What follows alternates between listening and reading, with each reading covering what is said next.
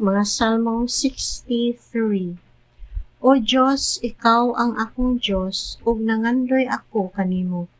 Sa bug-os kong kasing-kasing gipangandoy ko ikaw. Ang kalag ko giuhaw kanimo sama sa nagmala ug kupas nga yuta.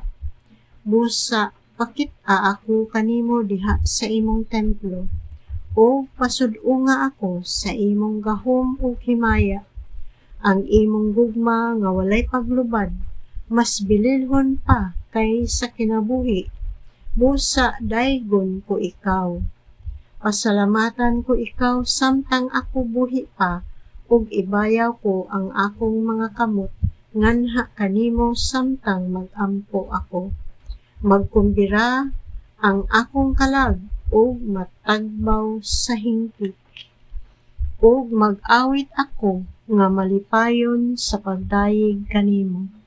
Inighigda nako maghandom ako kanimo, ug sa tibuok gabii ikaw ang akong gihuna-huna, kay sa tanang panahon kitabangan mo man ako.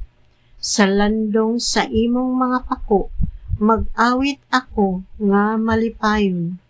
Ang akong kalag nagsalig kanimo, ug gikuptan mo ako busa dili ako maunsa.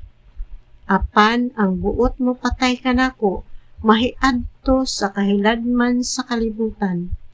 Sa panggubatan mga matay sila, o ang ilang mga lawas pangan-on sa mga lobo.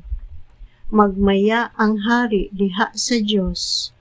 Maglipay ang tanan nga nanumpa sa ngalan sa Dios, apan ang bakba sa mga bakakon patak-umon.